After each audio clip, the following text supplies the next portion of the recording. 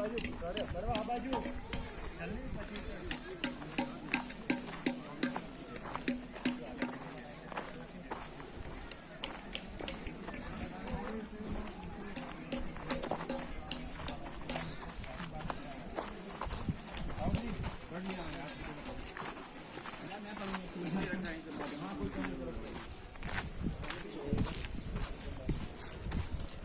ये लाइमस्टोन बनाने के लिए घट्टी है और अभी भी इसी के माध्यम से जो लाइन बनता है उसी से रिपेयरिंग का काम यहाँ पे चलता रहता है। जैसे सामने जो वॉल टूट गई थी तो ये पे मसाला बना है और वहाँ पे रिपेयरिंग का काम चल रहा है। ओके। और यहाँ देखने में आपको लगेगा हड़प्पा संस्कृति का पब्लिक पार्क टाइप से पूरा ये, पर ये पूरा वाटर फिल्टर प्लांट है।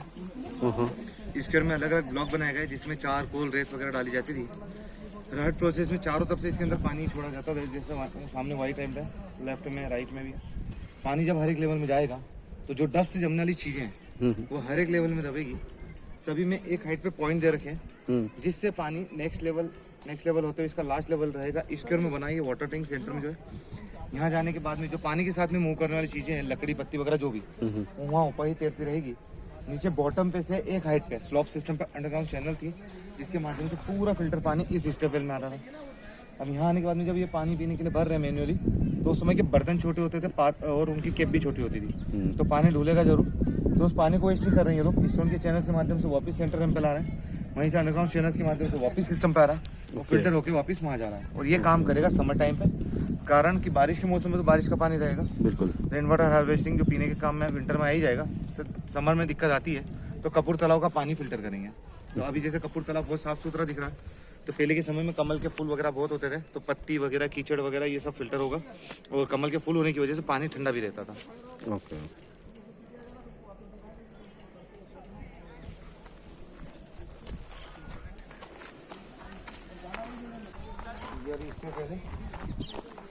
नॉर्मली जो वाटर लेवल है इतनी तो टोटली मालवा में जो स्टेप वेल होती है ऊपर से लेकर इतनी गहरी होती है, क्योंकि बावड़िया जो होती है वो ऊपर तक भराती है और ये नीचे है और काफी डीप और है। ओके। क्योंकि उस लेवल को और इस लेवल को मेंटेन करना पड़ रहा है।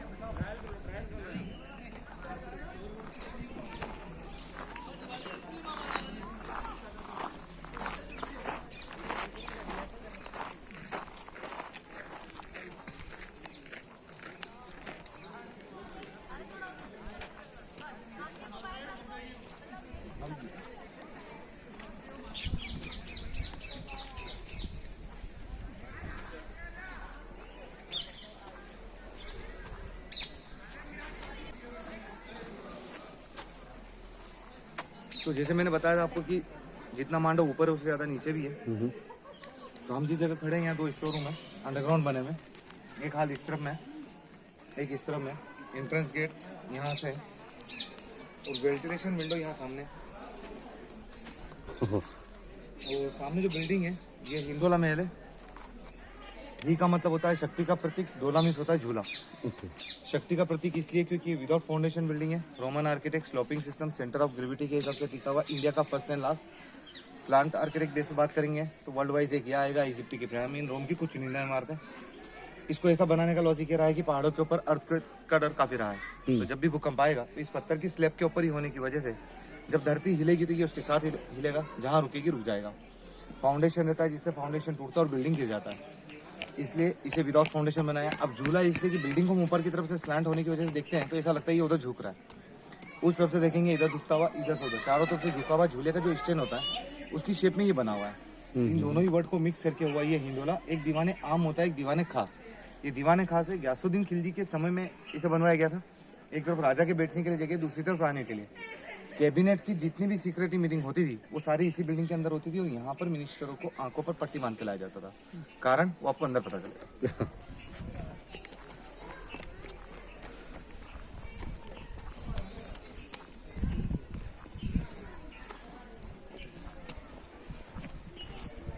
जब अभी आए हो, जैसे नेक्स्ट टाइम फिर आना हो तो आप बारिश में आइए, अगस्त लास्ट या सितंबर में, क्योंकि मांडो में घूमने का मेन सीजन बारिश का है। ओके। सारे वाटरफॉल वगैरह चालू हो जाते हैं, ग्रीनरी बहुत अच्छी होती है और कोहरा बहुत ज़्यादा रहता है। ओके।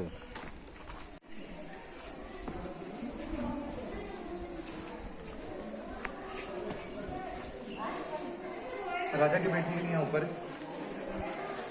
जाने के लिए रास्ता यहाँ से है। रानियों के लिए फर्स्ट फ्लोर पे जो आर्च दिख रही है आपको, उसके अंदर एक हॉल टाइप से कैपेसिटी 100 लेडीज से आराम से बैठ जाए, इतने स्पेस है।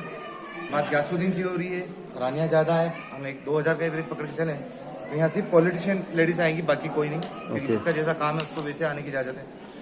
मिनिस्टरों को आंखों पर पट्टी बांध के इसलिए ला रहे हैं क्योंकि इनके समय में इस कैंपस के अंदर मेल अलाउ नहीं था। मीटिंग करना है तो लाना भी जरूरी है। और इसी बिल्डिंग के जस्ट पीछे इनका शाही हरम होता था, तो वो ये नहीं चाहते थे कि किसी भी मिनिस्टर की नज़र अंदर की महिलाओं पे या रानियों पे जाए, तो आंखों पर पट्टी बांध के नीचे बिठाया जाता था इधर फेस करके। जब इनकी पट्टियों को खोलने का वक्त होता था उस समय में ये जो ग्राउंड में बने हुए स्क्वायर वाले सारे दरवाजे हैं बंद कर दिए जाते थे, फिर इनकी पट्टियों को खोल देते थे। अब उस समय में जो क्रॉस वेंटिलेशन सिस्टम है वो गड़बड़ आएगा, तो ओपन रूफ रखिए, छत नहीं बनाया हुआ, अफगानी आर्किटेक्ट की मेहनत। बारिश के मौसम में मीटिंग करना होता था तो इसके ऊपर लकड़ी का मचान बनाया जाता था, टेम्परेरी तौर पे एक छत बनाई जाती थी। उस समय में ये ऊपर से भी पैक होगा, नीचे से भी। उस समय का जो वेंटिलेशन है राइट और लेफ्ट में सेंटर में जोड़ों के दे रखे हैं, क्योंकि विंटर समर के मुकाबले रेनी सीजन ज़्यादा तेज हवा चलती है, डायरेक्शन पूरब टू पश्चिम, पश्चिम टू पूर्व, दोनों फेस से वहाँ आएगी। Ventilation perfect. देन स्टार्ट होगा विंटर, छत टेम्परेरी है, इसे खोल के उसे रख देंगे, तो 4 महीने पैक, बाकी 8 महीने ही ओपन। अब जैसे बाहर से रोमन है, अंदर से अफगानी है, इधर बाहर से देखेंगे तो आपको राजस्थानी पैटर्न पे नहीं।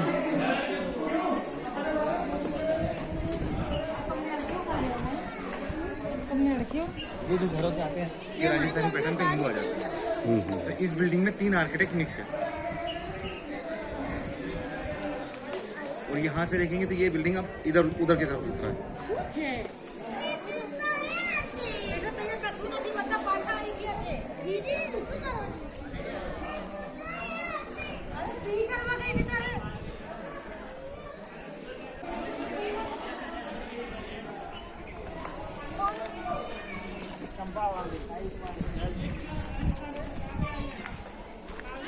ये जो है शाही परिसर है, रॉयल कॉम्प्लेक्स। तो ये वाली जो दीवार आप देख रहे हैं, तो जो भाई बड़ी ऊंची दीवार है, ऊंची वाली दीवार है, इससे 3 गुना बिल्डिंग और पीछे भी होता था। तो 50% टूट चुका, 25% बंद करके रखा हुआ है, 25% टूरिस्ट के देखने के लिए चालू था, रखा हुआ है। और ये 5 मंजिला इमारत है, 3 जमीन के ऊपर, 2 जमीन के अंदर, -1 -2, ग्राउंड 1 2 3 प्लस में। और इसके अंदर टोटली छोटे बड़े सब मिलाकर 350 के लगभग में रूम बताया जाता है कि हुआ करते थे। 3 चीज़ों के लिए, rain water harvesting, water storage, as a safety purpose. तो बारिश के मौसम में इस कैंपस के अंदर कहीं पे पानी गिरता था या गिरता है, अभी भी पानी यहीं आता है। इसका एक लेवल होता है, उसके बाद में ओवरफ्लो की कंडीशन में पूरा पानी बाहर की तरफ चल के जाता है। बाउडी है इसलिए वाटर स्टोरेज हो रहा है। सेफ्टी पर्पस ऐसा कि बाई चांस दुश्मन की सेना यहाँ अटैक करे तो फ्रंट वाले रानी को ये हिंट होता था कि आमने सामने वाली पोजीशन में आपको इसे जम कर देना है, ताकि उनको ये लगे पानी में कूद कर आपने अपनी जान दे दी। इसमें जम करने के बाद में 2 रास्ते निकलते हैं, उन दोनों ही रास्तों के माध्यम से -1 में एंट्री होती है, वहीं से -2, और वहीं से अंडरग्राउंड टनल्स के माध्यम से और कहीं निकलने के लिए रास्ता हुआ करता था।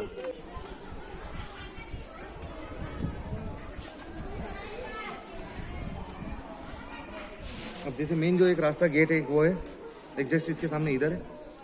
सेम डिज़ाइन कंफ्यूज करने के लिए वाटर लेवल जैसे अभी कम है, जो पहले का वाटर लेवल होता था, ये गेट आधे डूबे हुए रहते थे। अभी कैसे निकल रहे हैं, कहाँ निकल रहे हैं, जब हम -1 में जाएंगे तो आप इजीली समझ जाएंगे। अभी हम चल रहे हैं हमाम।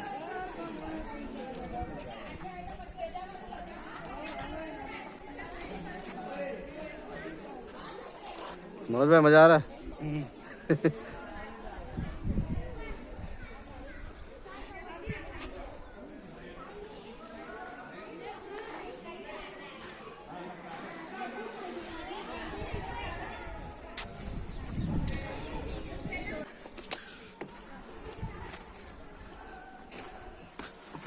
ओहो,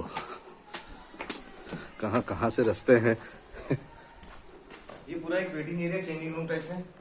ओके। क्योंकि हम आए बाथरूम वाले सेक्टर में, हमाम टर्किश बाथ, क्योंकि जहाँ स्टीम बाथ होता है वहाँ पे टर्किश बाथ होता है। और ये टर्किश बाथ होने के साथ में ये यूनिक टर्किश बात है, क्योंकि जो टर्किश बाथ होते हैं वहाँ पे छत हमेशा पेक मिलती है। यहाँ पे इस टाइप के पॉइंट वाली छत है, जिसमें दिए हुए होल।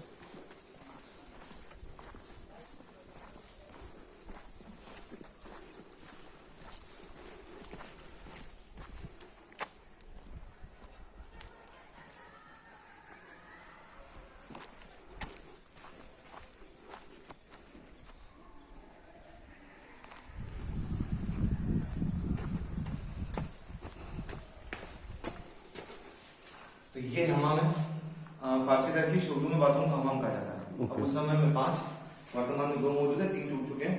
फर्स्ट सेकंड है, बाहर के जो 3 है वो टूट चुके हैं। ठंडा पानी गर्म पानी जैसा आज हम लोगों को लगता है, वैसे इन लोगों को पहले भी लगता था। तो गर्म पानी के लिए इन लोगों ने इस बिल्डिंग के पीछे एक टैंक बनाया हुआ है, जहाँ से कंटिन्यू पानी गर्म करके यहाँ पे सप्लाई होता था चैनल्स के माध्यम से। ठंडा पानी रॉयल प्रोसेस दीवारों के अंदर चैनल्स से आता था। तो वाटर चैनल है, फर्स्ट वाली है गर्म पानी की, सेकंड ठंडे पानी की। 2 टैंक, एक में ठंडा एक में गर्म, जैसा मिश्रण है ना, इस टैंक में विशेष पात्रों के माध्यम से अंदर जाकर स्नान किया जाता था। स्टीम बाथ, लकड़ी कोयले को जला कर नीचे रखेंगे, एक कॉपर के बॉल में पानी भर के यहाँ रखते थे। जब पानी गर्म होगा, नीचे एक पॉइंट है जिसके माध्यम से सारी स्टीम अराउंड इस दीवार के अंदर सेंटर में एक चैनल चलती वहां से रहेगी। जैसा सिस्टम यहाँ है वैसा वैसा सामने होता था, फिर टूट चुका है। और हम इसको कहेंगे डेमो, क्योंकि इतनी स्टीम से इतना बड़ा एरिया कवर नहीं होता है। तो जितने एरिया में बिल्डिंग बना हुआ है, इसी के नीचे इतना बड़ा बेसमेंट है जहाँ पे काफी बड़े तांबे के बर्तन में पानी गर्म किया जाता था। तो वहां से जो स्टीम बनती थी, ये ज्यादातर पिलर्स जो है ये होलो है, अंदर चैनल्स है, तो वहां भी की स्टीम भी सारी की सारी यहीं आती है। उस समय में एक पत्थर की जाली टाइप यहाँ पे होता था, उसके नीचे भी पानी गर्म करते थे, तो वहां से भी स्टीम आती थी। अब उस समय में बिल्डिंग को कॉपर की केक और ग्लास के माध्यम से ढक्कन के रूप में ऊपर से पैक करते थे, ताकि स्टीम जल्दी से बाहर ना जा सके।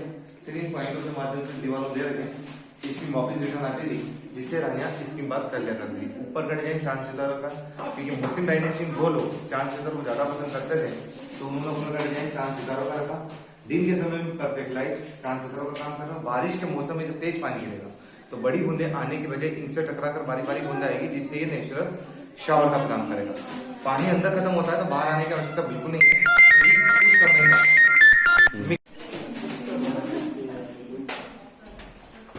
जैसे मान लीजिए बाई चांस पानी यहाँ खत्म होता है तो ठंडा पानी चाहिए, तो ये जो गर्म पानी की चैनल्स है इसको यहाँ से ब्लॉक करेंगे, ये पॉइंट ओपन होगा, ठंडा मिलेगा। गर्म चाहिए, ठंडे को ब्लॉक किया, पॉइंट ओपन, गर्म मिलेगा। दोनों मिक्स में चाहिए तो ये दोनों ओपन करने के बाद ये ओपन करेंगे, दोनों 50-50। यार क्या टेक्नोलॉजी है, मतलब पुराने टाइम पे भी इतना कुछ सोच लिया था उन लोगों ने।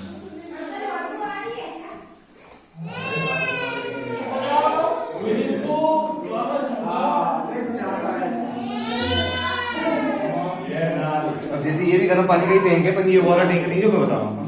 और ये चैनल जब यूज होगी जब कोई वास्तविक हमें यहाँ नहाने आएगा, क्योंकि एक टाइमिंग के बाद इस चैनल के अंदर भी पानी पड़े पड़े ठंडा हो जाएगा, तो ये उसी टाइम पे ओपन होगा। अब आप सोचेंगे कि ये भी ठंडा हो जाएगा, तो ये ठंडा बिल्कुल नहीं होगा, क्योंकि इसी की पीछे की तरफ दीवार पे आग जल रही है, बीच में पत्थर होता था, पत्थर एक अच्छी टेम्परेचर पर गर्म होता था। उसके बाद में जितना भी ये पानी है ये उसी के टेम्परेचर पर बना हुआ रहेगा, प्लस थोड़ा और बढ़ भी जाएगा, और जो पीछे गर्म पानी होगा वो यहाँ सप्लाई होता जाएगा। तो जितना यहाँ से यूज होगा उतना उधर से इधर आएगा।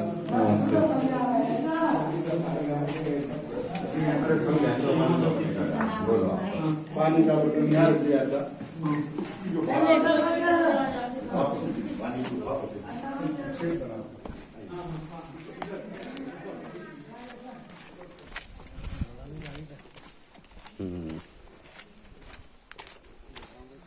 वहाँ पे 70 गाइड है। अच्छा, यूँ देखे तो आधी आबादी गाइड है। एक्चुअली लोकल बिजनेस ज़्यादा कुछ है नहीं, तो फिर ये यही एक्चुअली क्या है कि टूरिस्ट को पता नहीं है ना। अब उन्होंने बोला गाइड, तो सामने वाला बोला हाँ ठीक है मैं गाइड। क्या महलों के नाम गिना देंगे, रोड दिखा देंगे, होगा गाइड। हाँ ठीक है। तो यहाँ पे ये ऊपर गर्म पानी करने का टैंक है, और यहाँ सेंटर में लकड़ी वगैरह कंटिन्यू जलती थी, और नीचे बेसमेंट में जो स्टीम वगैरह बनाने का प्रोसेस है यहाँ से। ये बेसमेंट है, यहाँ पे लकड़ियाँ जलती थी, और ये टॉप पे।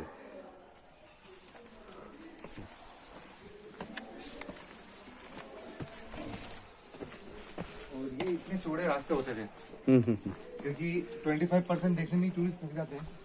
तो मान लीजिए उनको लास्ट 70 या 100 वाले में भी जाना है, और इतना पूरा एरिया क्रॉस करके जाएंगे तो वो थक जाएंगे। तो जैसे सेक्टर वाइज हो सकता है डिवाइड करा होगा, तो जहाँ पे विजिट करना, जैसे रानी आना है तो पालकियों के माध्यम से, और राजा वगैरह को है तो घोड़ों के माध्यम से।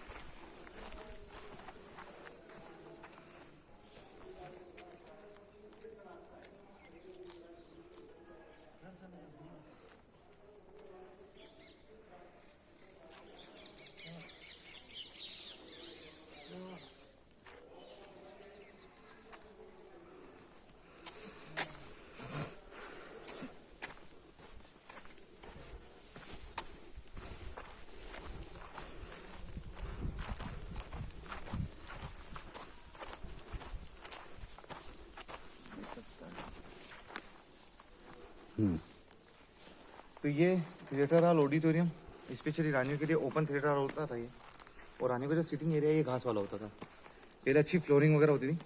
प्रोग्रामिंग प्लेटफॉर्म स्टेज जो है यहाँ ऊपर है।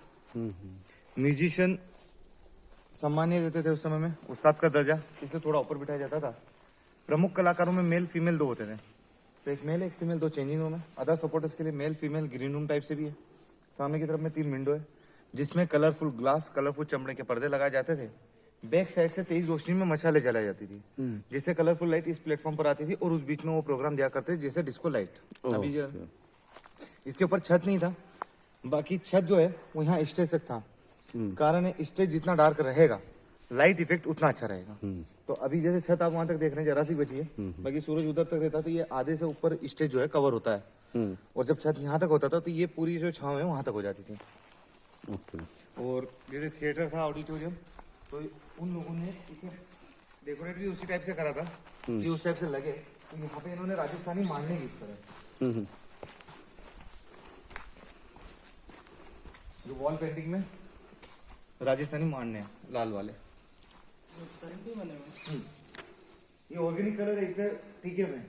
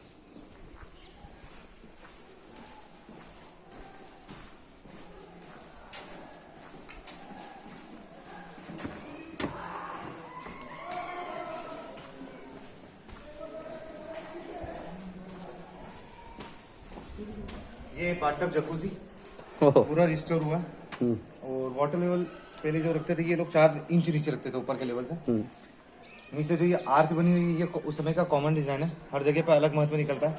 कहीं पे पानी के प्रेशर को कंट्रोल करते हैं जैसे तालाब वगैरह में। अब यहाँ पे ये है कि जब भी कोई बंदा नहाने जाएगा तो पानी अप डाउन वेव क्रिएट होगी, फीलिंग है नदियाँ तालाब के किनारे वो नहा रहा है।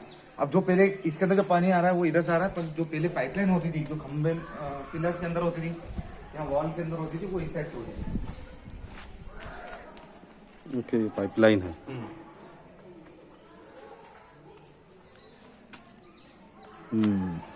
और इसके अंदर जो पानी आ रहा है यहाँ पूरा कंफ्यूज करने वाला बन रहा है क्योंकि अगेंस्ट फ्लो ये यहाँ से आता था पूरा पानी, ये ओपन होता था पहले। ओके, लेकिन ये तो ऑपोजिट आ रहा है। हाँ, इसके स्लो उधर जा रहा है पर पानी इधर आ रहा है क्योंकि हम लोग काम करते हैं स्पीड से। ये लोग काम करते थे स्पीड प्लस 0 स्पीड। हम मशीनरी यूज करने के बाद में भी मैनुअल है और ये ट्रेडिशनल तौर पे भी ऑटोमेटिक थे क्योंकि पानी जो स्पीड से आएगा यदि वो इसमें भराएगा तो लेवल होने के बाद इधर से हिट करेगा तो ओबियसली फ्लो करवाएगा। और फिर हमारे पास वॉल है बंद करने के लिए, इनके पास नहीं है। तो इसके अंदर वो 0 स्पीड में पानी सप्लाई कर रहे हैं, स्लोप उधर होने की वजह से स्पीड कंट्रोल हो रही है।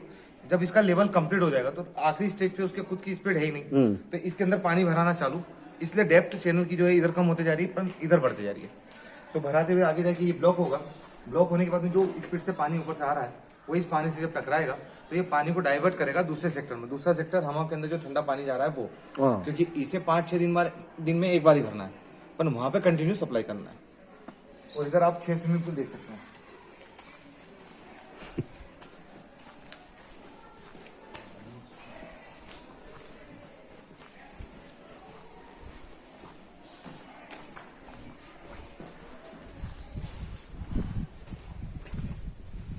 फ्लावर के डिजाइन का छोटा, फ्लावर के डिजाइन का बड़ा, रेक्टेंगल में यहाँ से वहां तक जा रहा है। एक स्टेप्स के यहाँ से लेकर वहां तक देखना पड़ेगा, झुकना पड़ेगा उसके लिए आपको। लंबाई में स्क्वायर में एक छोटा, एक स्क्वायर में बड़ा, बाकी 2 इधर भी दे रखे हैं। क्योंकि जैसे मैंने आपको वहां से मैंने बताया था ये जल महल है, हम्म पर जल महल हम अभी बोल रहे हैं। पहले के समय में ओरिजिनल टाइम पे ये जो है जनाना खाना, जब बच्चों को जन्म दिया जाता था, वाटर थेरेपी जो आज भी साउथ के कोची में चलती है, और जो प्रेग्नेंट महिलाएं होती हैं उनको बोला जाता है एक्सरसाइज करो, और सबसे अच्छी एक्सरसाइज होती है स्विमिंग। तो इसी पर्पज से अलग अलग डायरेक्ट डिजाइन के लेंथ के वहाँ पे पुल बनाए गए, जिसमें जितनी कैपेसिटी स्टेमिना उसके अकॉर्डिंग वो स्विमिंग कर सकते हैं। अब हम जाएंगे -1। अब जैसे वर्तमान में गर्मी से बचने के लिए हमारे पास एसी, फैन, कूलर तीनों चीजें हैं। अब उस समय में कुछ भी नहीं होता था, तो इन लोगों ने दिमाग लगाया, -1 की सारी आर्च को लेक की तो तरफ ओपन करके रखा हुआ है। समर टाइम पे दिन के वक्त जब हवा पानी को टच करके अंदर आएगी तो वो ठंडी रहेगी। पुराने महल अंदर से ठंडे रहते हैं, हवा से और ज्यादा ठंडे हो जाएंगे। तो समर टाइम पे ज्यादातर वक्त वो इसके अंदर गुजारा करते थे। मालवा की ठंड की रातें काफी ठंडी होती है, दिन भर की गर्मी से सनलाइट से तालाब का पानी गर्म होगा, रात में 8-9 के बाद जब हवा पानी को टच करके अंदर आएगी तो वो गर्म रहेगी, जिससे जितना एयर टेम्परेचर ऊपर का ठंडा रहेगा उतना अंदर नहीं रहेगा। तो ठंड की रातें, गर्मी का दिन का वक्त, कुल मिला के एयर कंडीशनिंग सिस्टम और हीटिंग सिस्टम उस टाइम पे इस टाइप से यूज किया करते हैं। अब जैसे ये एक इंडोर प्लेग्राउंड टाइप से, जैसे गेम्स वगैरह खेलना हो, तलवारबाजी की प्रैक्टिस वगैरह करना हो। अब ये दीवार जैसे वहाँ है, पहले ये दीवार आगे तक होती थी और इसके अंदर आने के लिए रास्ता वहां से होता था।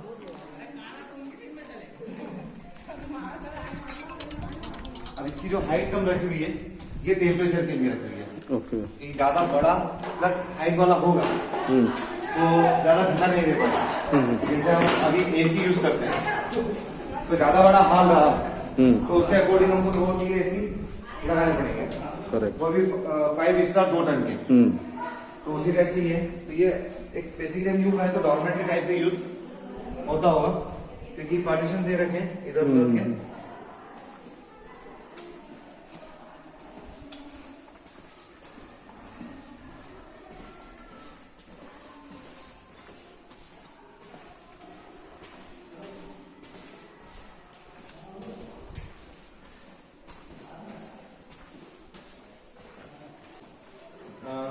जैसे मैंने बताया था जो चंपा भवन में जंप करने के बाद में निकलने के रास्ते हैं, एक ही यहाँ पे आ गया, ओके, एक उस तरफ से है। तो यहाँ से जैसे ही बाहर आते हैं तो यहाँ से ये -2 वाली स्टेप्स है, फिर -2 में जा सकते हैं। नीचे काफी अंधेरा है। अच्छा, वहाँ अलाउ नहीं है ना जाना? हाँ, और ये जो दीवार है ये 40 फीट मोटी है। 40 फीट मोटा इसलिए रखा है क्योंकि ये फ्लोर तो तालाब से थोड़ा ऊपर होता है, नीचे का फ्लोर जो है वो तालाब से डाउन हो गया है। तो किसी भी कंडीशन में तालाब का पानी यहाँ ना आए। अब ये जो लाइट आ रहा है ये दीवार धंसने की वजह से, इधर भी जो गेट और लाइट बना हुआ है ये दीवार धंसने की वजह से, पहले और डार्क होता था ये। तो बहुत सारे सोचते हैं कि मशाल वगैरह जलाएंगे, मशाल बिल्कुल नहीं जलती थी क्योंकि मशालों से धुआं बहुत होगा, रहना मुश्किल, सफोकेशन हो जाएगा। तो इसके अंदर घी के दीपक जलाया करते थे, क्योंकि घी के दीपक से धुआं बिल्कुल नहीं होता, खुशबू बहुत अच्छी होती है, तेल के मुकाबले ज्यादा सर्विस देता है, और घी होगा गाय के दूध का बना हुआ। ऐसा बताया जाता है जब उसे जलाया जाता है तो कार्बन डाइऑक्साइड रिलीज की बजाय वो ऑक्सीजन रिलीज करता है। इसलिए यज्ञ और हवन में भी उसी का घी का यूज करते हैं। और यहाँ पे आपको जैसे ठंडा लग रहा होगा बजाय बाहर के टेम्परेचर। अब जैसे यहाँ पे ये पूरी केरल टाइप से अभी आपको ठंडी ठंडी हवाएं आ रही है। हाँ, ये तालाब में पानी खत्म हो चुका उसके बावजूद, बाकी जब पानी यहाँ था तो उसकी नमी है बस अभी। यदि फील हो रहा है एक्चुअली ठंडी हवा आ रही है। और जब पानी भरा रहता है तो ये पानी यहाँ तक रहता है। ये केनाल है, लेफ्ट राइट में सभी दो रूम बने हुए हैं, और उधर से जो फिर हवा आएगी ठंडी समर टाइम पे वो इधर कवर करेगी नीचे वाले एरिया को। ओके।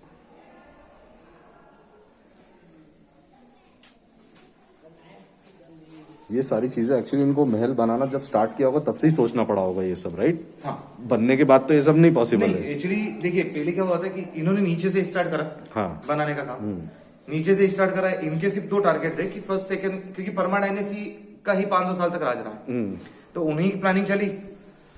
तो उन्होंने यहाँ पे बनाने का काम नीचे से स्टार्ट करा, ऊपर गए, ऊपर इनके टाइमिंग पे मान लीजिए दूसरा कोई राजा आ गया, तो होता है ना कि हम जैसे घर बना रहे हैं तो 3 लोग चीजों की हमको जरूरत पड़ती है। सबसे पहले एक तो आर्किटेक्ट होना जरूरी है जो डिजाइन बनाएगा, दूसरा इंजीनियर जो लेआउट वगैरह बता देगा कि कहाँ डालना है कैसे डालना है, सिविल वाला काम, थर्ड हमको चाहिए ठेकेदार जिसकी लेबर हमारा घर बनाएगी। तो हमने जैसे आर्किटेक्ट से नक्शा बना लिया, इंजीनियर से हमने लेआउट डलवा लिया, ठेकेदार ने काम चालू कर दिया। अब मान लीजिए हमने कुर्सी हाइट बना ली, भर दी, और 3-3 फीट की दीवारें भी खड़ी हो गई, एक प्रकार की रंगाई। तो आपके घर का जो नक्शा है या कुछ भी है, एक उन्हीं के पास रहा, कार में रहा, बाइक एक एक्सीडेंट में, वो सब खत्म हो चुका है, वो भी खत्म हो चुका है। अब आपको घर बनाना है तो ना तो आर्किटेक्ट लेना है, ना तो आपको इंजीनियर को लेना है, सिर्फ आपको एक और ठेकेदार को हायर करना है। वो आएगा, देखेगा कि 3 फीट की हाइट हो गई, मतलब मुझे लेंटर डालना है, और फिर इसके ऊपर वापिस से जुड़ाई करना है। फिर वो जुड़ाई करते करते ऊपर तक जाएगा। 11 फीट की हाइट में मान लीजिए वो भी खत्म। फिर थर्ड ले लीजिए, तीसरा आएगा, वो देख के पहचान जाएगा कि 11 फीट मतलब छत हाइट हो गई है, मुझे छत भी और छत भरना है। फिर वो कस्टमर से पूछ लेगा कि आप इन फ्यूचर में ऊपर का फ्लोर बनाना चाहते हैं कि नहीं है अभी, क्योंकि हम सरिये यूज कर रहे हैं, इनके पास सरिये वाला सिस्टम नहीं, पत्थर है, तो कोई कॉलम वगैरह ऊपर देने की जरूरत ही नहीं है इनको। तो ऐसे ही एक स्टार्ट करता था बनाने का काम या बनवाने का काम, तो सेकंड उसे कंप्लीट करके वो भोगता था। फिर वो अपना कुछ स्टार्ट करता था, उसके आगे वाला कंप्लीट करवा के उससे यूज करता था। तो ऐसे कर करके ये बनता गया।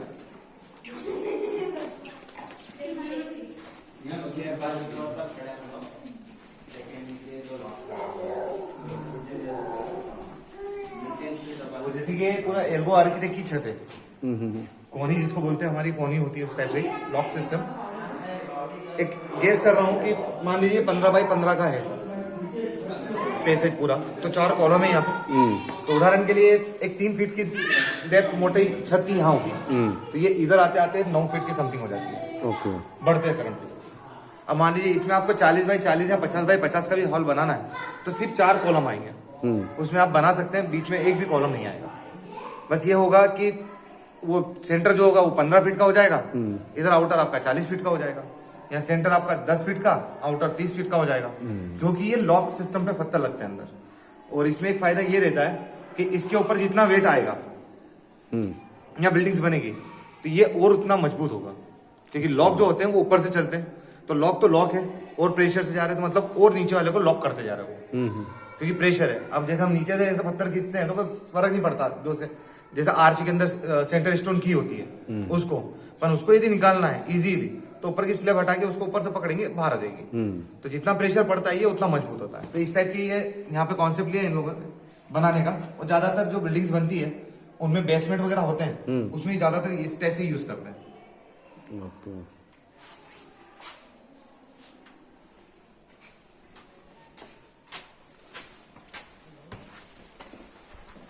सर बस सर नहीं टकरा।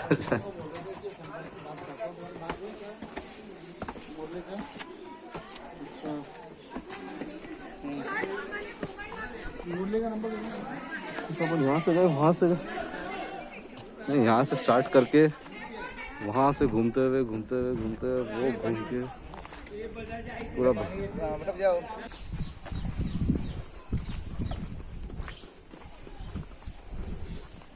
अब जैसे ये जो जमीन वगैरह दिख रही है आपको, ये पहले बिल्कुल नहीं होता था, ये झाड़ वगैरह कुछ भी नहीं थे। और यहाँ पे ये जो भरा हुआ है, यहाँ पे जो ये बिल्डिंग से पत्थर वगैरह गिरे हैं, मलबा गिरा है, उसको यहीं भर दिया गया। तो पहले जो तालाब की हद होती थी वो इन दीवारों को टच करती थी। जैसे वहाँ पे आप देख सकते हैं वॉल के वहीं पे जो गिलेरी दिख रही है, वहाँ पे भी पानी की एक चैनल है जो कहीं और से इस सेक्टर से आती है। यहाँ पे भी स्टेप्स है नीचे। अब ये रास्ते कहाँ जाते हैं पता नहीं है। अच्छा, यहाँ पे एक उधर भी टर्नअप टाइप से वो विंडो जो दिख रहा है, पर ये कहाँ निकल रही है किसी को कुछ पता नहीं है। अब उसके लिए ऐसा बोलते हैं कि वो धार वगैरह निकलती है, और धार में भी जो डिस्ट्रिक्ट है मांडू का, वहाँ पे एक देवी जी का मंदिर है गढ़कालिका का, तो मूर्ति के जस्ट पीछे वहाँ पे एक बोर्ड लगा हुआ है, मांडव जाने का रास्ता। अच्छा, तो कुछ लोग पुराने बोलते कि ये वो वही टर्न है, बाकी ऑथेंटिक नहीं है आर्कोलॉजिकल के द्वारा कि हाँ ये वहाँ जा रही है। माऊ किले में भी वो सुरंग है जो वहाँ पे भी बोले ये मांडू की तरफ निकलती है। कहाँ पे? माऊ में किले में जो फोर्ट है जहाँ वो माऊ किला, मैं ये मानपुर माऊ केट जो सैनिक छावनी है, हाँ नहीं वहाँ पे नहीं है। नहीं वहाँ है ना सुरंग है। नहीं देखिए इंदौर जो है ना वो क्योंकि आर्मी वालों को उसमें तो किसी को जाने नहीं देते। नहीं ये वो उधर ये कहीं का होगा, बाकी मांडो तक का नहीं है। क्योंकि जैसे इंदौर में जो राजवाड़ा वगैरह में है वो तो उधर ही वहीं के वहीं लाल बाग तक के लिए, हाँ वो इतनी दूर नहीं क्योंकि वो होलकर है। होलकर का टाइमिंग का बना हुआ, मांडव उससे पहले का। हाँ, जैसे बाग की गुफा आपने देखी होगी, केओस, तो बाग की गुफा के वहाँ पे लिखा हुआ मांडव जाने का रास्ता, जो गुफा टू गुफा है। अब यहाँ पे भी गुफा है, जो लोहानी गुफा है, पर उसकी गहराई इतनी है ही नहीं अभी तक कि वो यहाँ गुफा और आगे तक जाए तो हम गेस कर ले कि हाँ ठीक है बाग तक जाएगी। हम्म, अब जब पांडव अज्ञातवास पे आए थे हम्म, तो बताते कि उन्होंने वो बाग की गुफाएं बनाई थी और उसी टाइम पे वो अंदर ही अंदर यहाँ तक आए थे। तो मांडव की बहुत सारी चीजें जो है वो दबी हुई है। हम्म, और ये मांडू जो अभी इतना टूरिज्म देख रहा है, ये भी कम है कोरोना काल की वजह से। पहले के समय में एक सालाना एवरेज निकलता है 6 से 7 लाख लोग हम्म, यहाँ पर ईयर विजिट कर जाते हैं, ओके, जिसमें फॉरेनर्स की यदि संख्या लेंगे तो करीबन 4 से 5 हजार फॉरेनर पर ईयर आ जाते हैं। और ये माउथ पब्लिसिटी पे ही चल रहा है। करेक्ट, टूरिज्म थोड़ा बहुत प्रमोट करता है, पर इतना नहीं करता इतना जितना नहीं करता। खजुराहो, सांची, हाँ, भीमबेटका इनको प्रमोट किया जाता है। हम्म, और मांडव को यदि प्रमोट करे, क्योंकि देखिए यूनेस्को जैसे पूरे गुण हैं इसके अंदर। वाटर कंजर्वेशन का सबसे बड़ा साइड यही है। वर्ल्ड वाइड देखेंगे इंडो इस्लामिक आर्किटेक्ट का सबसे बड़ा साइन यदि कहीं है तो वो भी मांडव ही है, क्योंकि इतनी बिल्डिंगें एक ही जगह पे होना मिक्स आर्किटेक्ट की, वो कहीं नहीं है जितना मांडव है।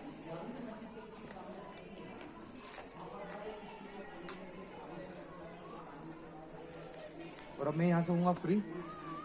ठीक है, यदि अब आपको ऊपर जाना है तो वो जो स्टेप्स है दीवार, ओके, वहां से जब ऊपर जाएंगे तो लैंड होंगे आप लोटस वाले टैंक पे। अच्छा अच्छा अच्छा, वहां से जब देखेंगे नीचे तो ये इसका शेप टॉर्टोइस जैसा जैसा आएगा, दिखेगा। ऊपर लोटस। इधर के वीडियो बना सकते हैं, बहुत अच्छी वीडियो और फोटोज आती है। तो वहां से उतर के सीधे बाहर, क्योंकि म्यूजियम जो है वो बंद है। Okay, thank you very much Loken ji.